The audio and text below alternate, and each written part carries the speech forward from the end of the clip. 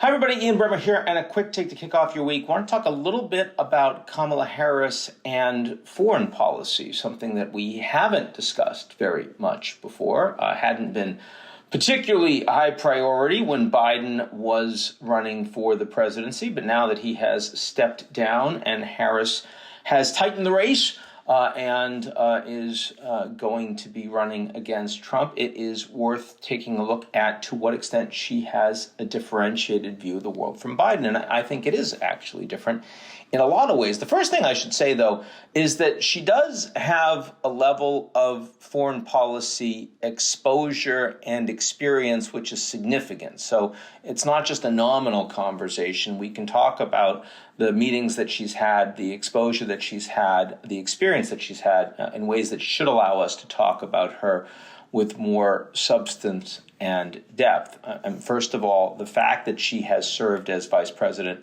for a president that knows a lot about foreign policy, ran point on many foreign policy issues as vice president for the Obama administrations, and before that ran the Senate Foreign Relations Committee, has meant a lot of exposure for Kamala Harris. But also the fact that she sits in the presidential daily briefs every morning, that she's in the Situation Room when there are significant national security issues being discussed. She attends most of the meetings that Biden has with heads of state. Occasionally she asks questions and participates. Sometimes she doesn't, but that's a lot. And in addition to that, she's also made a lot of trips herself, about 21 countries that she has visited as vice president, including 5 trips to Asia, 4 to Africa and the Middle East, and over 150 foreign leaders that she has met with herself. So if you compare her to others that have been talked about as potential Democratic Party nominees or Republicans that were running against Trump, she actually has a lot more foreign policy exposure than them. And that's particularly important because, of course, when she became vice president, that wasn't the case at all. She had been a first-term senator and before then a prosecutor, and not someone that had had significant exposure to responsibility for of any sort for national security and foreign policy. But now she certainly does. So that's the first point. That's the backdrop of all of this. I've seen her now running 3 delegations of the Munich Security Conference for the United States, the most important national security event that the Americans attend.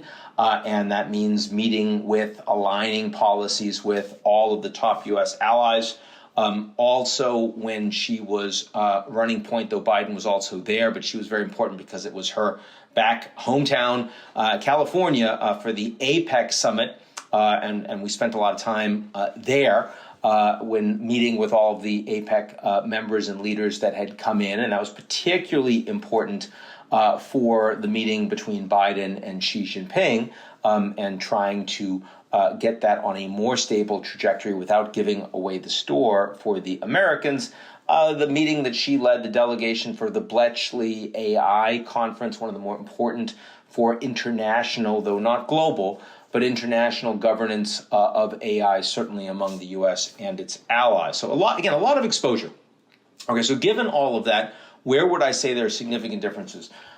First and foremost, when I see Biden, I see someone who is very much someone that came of age during the Cold War, and sees foreign policy actors in much more black and white. The idea of democracies versus autocracies was a Biden formulation, not a Biden administration formulation, a Biden formulation. A lot of his own advisors didn't like it.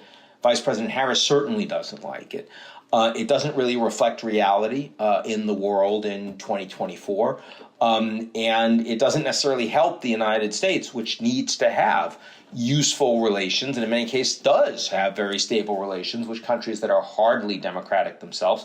And the United States is hardly a great example, a shining example of a functional representative democracy, especially in the context of its core allies in the G7. Rather, I would say that, and also in addition to that, Biden also sort of sees the great man, sort of policy formulation that, if you sit down with another great leader and you work a personal relationship, you can get things done. So a lot of the most important things are done bilaterally. I would say that Kamala's inclinations are very much opposed to that, that they support rule of law and they support international norms and standards. Some of that is her prosecutorial bent and background. Some of that is just being much younger and coming of age in a very different post-Cold War time, much more multipolar, and the Americans needing allies in multilateral structures and also needing to work with countries that aren't allies in multilateral structures to get them to do the right thing. And frequently, the American experience and policy is hypocritical.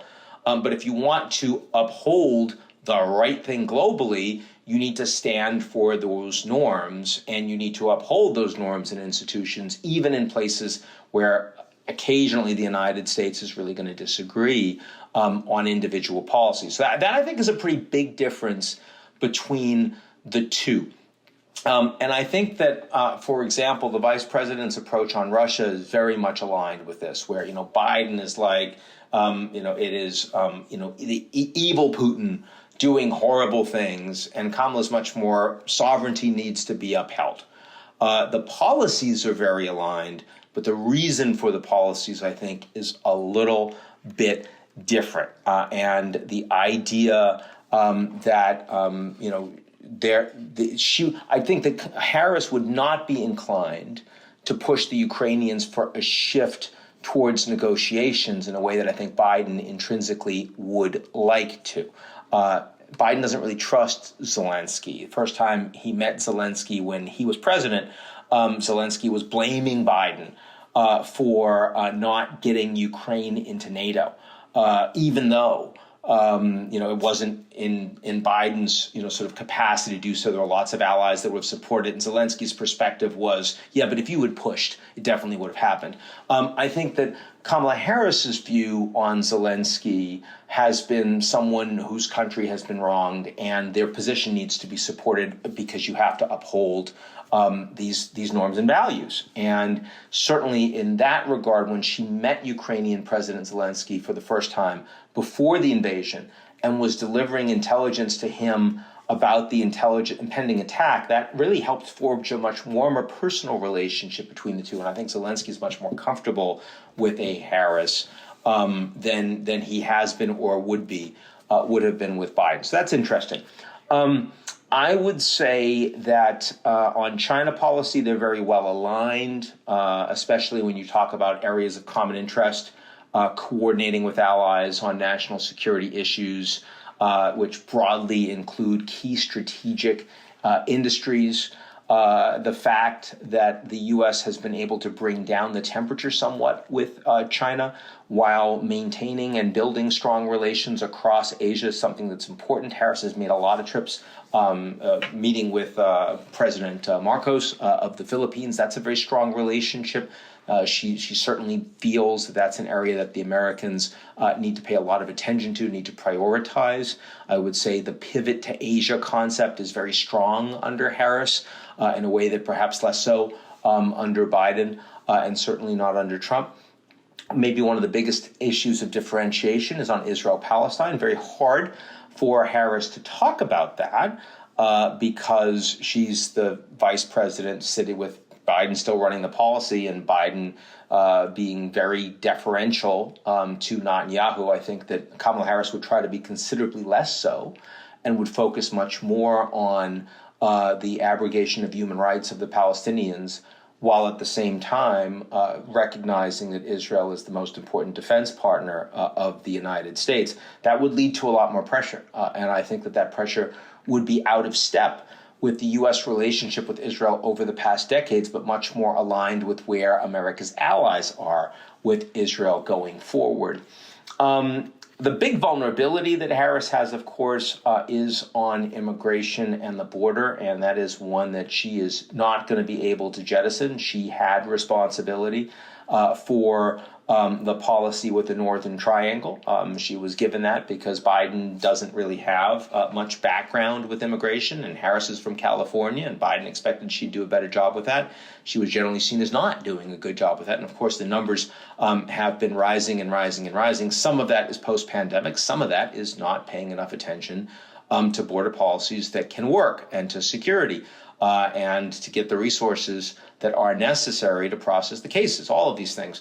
I suspect that, Biden and Harris have come late to the recognition, the realization that talk is cheap when it comes to sanctuary cities, and you need to actually have a more effective border policy. And I think that she's going to be continually very vulnerable on that issue. Final thing I'd say between Biden and Harris is that, again, as someone who's only 59, I say only, that's not exactly young, but certainly in the context of Biden and Trump, it's quite young, does look more to the future in terms of setting foreign policy. That is part of why Harris has been more focused on Silicon Valley than Biden has been. And certainly I've seen that with the prioritization of AI.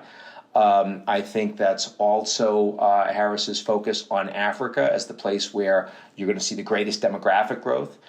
Some of the greatest potential challenges if it's not addressed with the United States. The Chinese, of course, having a big lead in engaging economically, engaging commercially, and having political leverage, but the United States wanting to do much more in terms of human capital.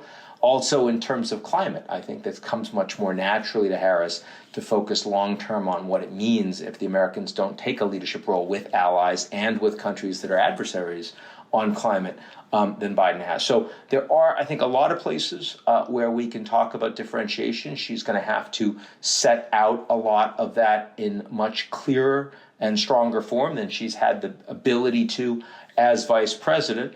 And the media is going to need to pay a lot more attention to it going forward, because it hasn't really been a priority to cover it. But I do think that there is enough to begin with to start asking some good questions. And hopefully she's also going to be taking some significant interviews with the media, which she hasn't done since Biden has dropped, to answer them. So that's it for me, and I'll talk to you all real soon.